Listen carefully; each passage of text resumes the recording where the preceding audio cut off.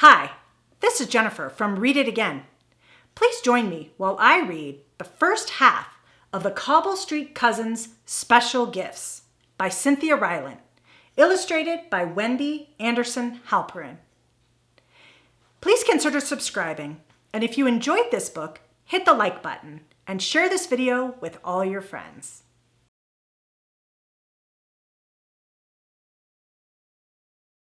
The Cobble Street Cousins Special Gifts by Cynthia Rylant, illustrated by Wendy Anderson Halperin. Part 1. Winter Vacation. Lily, Rose, and Tess, all 9 years old, lived with their Aunt Lucy in a lovely blue house on Cobble Street. Lily and Rosie were sisters. Tess was their cousin, and Aunt Lucy was aunt to everyone. The girls' parents all danced with the ballet, and while the ballet toured the world for a year, the cousins were sharing Aunt Lucy's attic.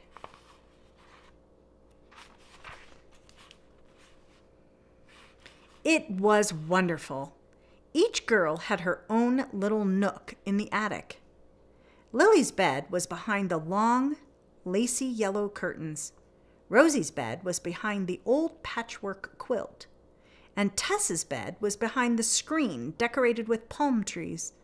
The girls loved their special places, and when they all wanted to be together, they came out into the playground, a big pile of blankets and books and toys in the middle of the room.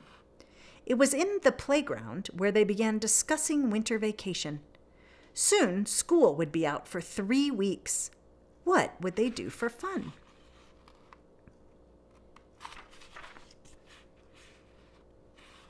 I suggest we learn to ice skate, said Tess, stroking her cat Elliot in her arms. Tess wanted to sing on Broadway someday, and she looked for any opportunity to perform, even if it meant performing falls on ice. Oh no, said Rosie, I couldn't. I'm clumsy, I'm shy, and I hate cold fingers. Rosie loved most being quiet and warm at home. You're not clumsy, said Lily. But you're right, Rosie, you do hate cold fingers. And I, for one, hate a sore bottom, which is exactly what I'd have if I tried to ice skate.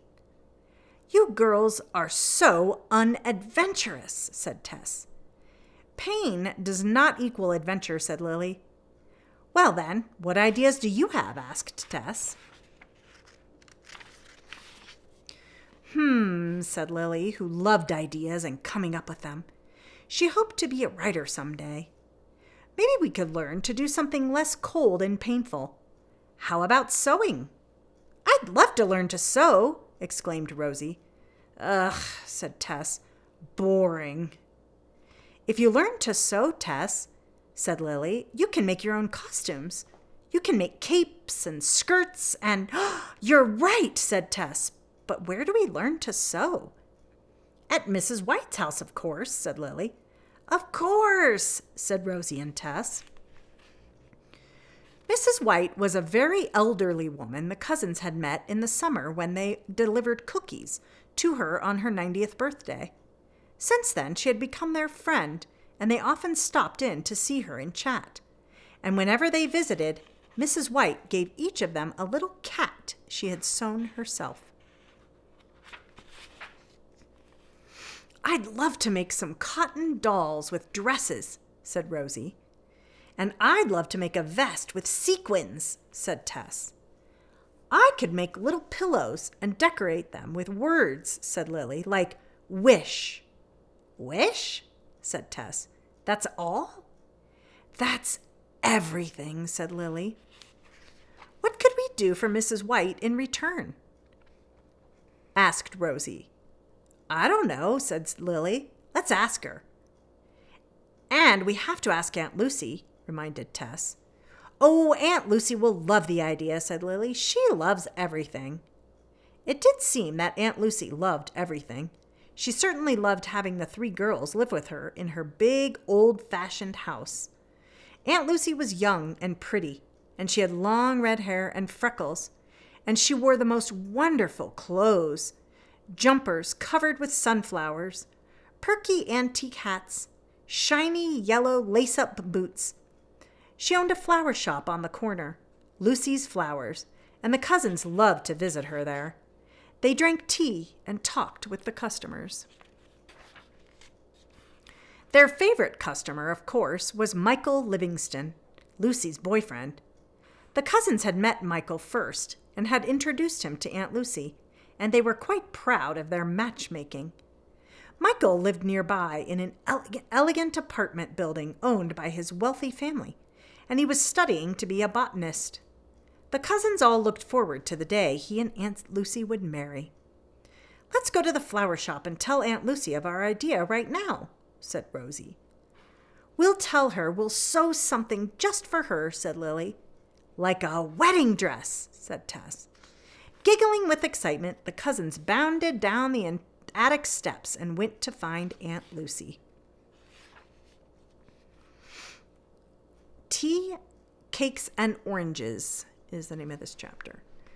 With cups of lemon tea and ginger cookies in hand, the cousins sat on stools and talked to Aunt Lucy of their sewing idea while she arranged flowers. Aunt Lucy's flower arrangements were always so beautiful. Wild and windswept, Lily had called them dramatically.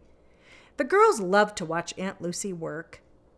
"I think it's a wonderful idea," said Aunt Lucy, brushing a wisp of hair from her eyes as she sorted and arranged. "And Mrs. White will be so glad for the company." "I'm going to make cotton dolls with dresses," said Rosie. "And I want all the dresses to look like yours, Aunt Lucy." "Why, thank you, Rosie. If you master doll dresses, maybe soon you can make dresses for yourself. At least some pretty jumpers." "I'd love that," said Rosie. "Not me," said Tess, biting into a cookie. "I live to shop." "Tess, you sound like a bumper sticker," said Lily. "I get my best lines from bumper stickers," said Tess. "Ugh," said Lily. "Why don't you girls take something to Mrs. White?" said Aunt Lucy. "I'll give you some money, and you can stop in French's Market for some tea cakes and oranges." "Tea cakes and oranges," said Lily. "What beautiful words. I'm going to put them on a pillow." The cousins said goodbye to Aunt Lucy and walked over to Maple Street, to French's Market. They all liked Mr. French, especially Tess, because Mr. French always asked her to sing. "Yes, and how are my most favorite cousins today?" asked Mr. French when the girls walked up to the store. He was outside brushing some snow off the awning. "We're great, Mr. French," said Tess. "And how are you?" "Magnificent," he said. Mr. French had a black mustache and dark, sparkling eyes, and he truly seemed magnificent. "Rosie, are you still sweet?" he asked. "Yes," said Rosie with a grin. "Lily, are you still wise?" he asked. "Yes," Lily grinned as well. "And Tess," said Mr. French, "are you still the best singer in town?" "Yes," said Tess. "Then sing me a little song," said Mr. French. Tess grinned and cleared her throat. Then she sang a few verses from "I Love Paris." "Outstanding," Mr. French clapped. Lily and Rosie clapped too. A few people in the store were looking at Tess, but she didn't mind. She loved an audience. "We have to buy some tea cakes and oranges now," said Lily to Mr. French. "We're taking them to Mrs. White." "Then please tell her hello for me," said Mr. French, "and tell Mary at the cash register that I said to give each of you a free pumpkin bar." "Yum," said Lily. "Thank you, Mr. French." When the cousins finally arrived at Mrs. White's house, a light snow was falling. The little pink house looked so cozy and warm. "I love visiting Mrs. White," said Rosie. "She makes things so homey." "She's had 90 years of practice," said Tess. "I hope I'm just like her when I'm old," said Rosie. "You're just like her now, Rosie," said Lily. Rosie giggled. The three cousins rang the bell and waited. It always took Mrs. White a while to come to the door. But when it opened, she was always there with a smile on her face, and today was the same. "It's the cousins," said Mrs. White, her wrinkled skin pink and pretty, her blue eyes bright. "It's us, Mrs. White," said Lily. "We've brought tea cakes and oranges and an idea." "Lovely," said Mrs. White. "I'm ready for all three. Do come in." And the cousins stepped inside the warm little house where they hoped to learn to sew. Chapter 3, Mrs. White's Memories. It wasn't long before Lily, Rosie, and Tess were spending every other afternoon at Mrs. White's house. And they were having so much fun. They'd gotten lots of fabric scraps from Aunt Lucy and Mrs. White. Mrs. White even supplied all the needles and thread. The only thing each girl had to buy was a set of tiny sewing scissors. They loved their scissors, for when closed, the scissors formed the head and body of a crane. "Why don't we have such pretty scissors at school?" said Lily one afternoon in Mrs. White's kitchen. "I'd learn so much better if school had pretty things." Tess giggled.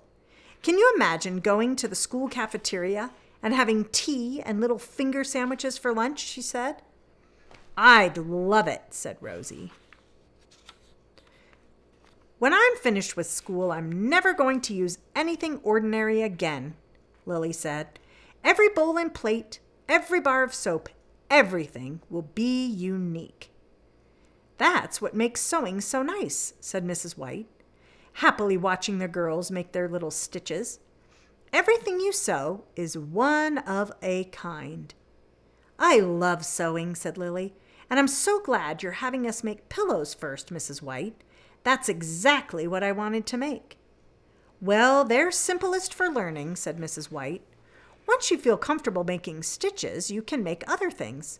"Like vests," said Tess. "And dolls," said Rosie.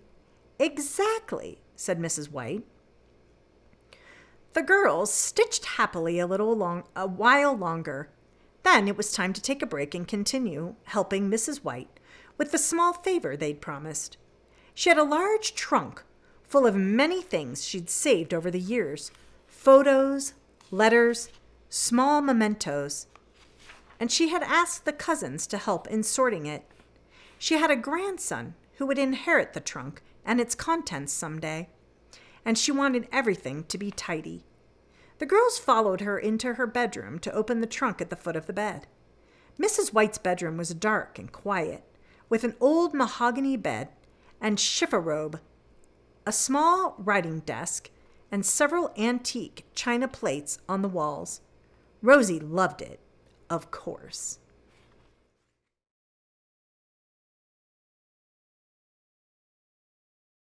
The Cobble Street Cousins special... Oh, I messed that up.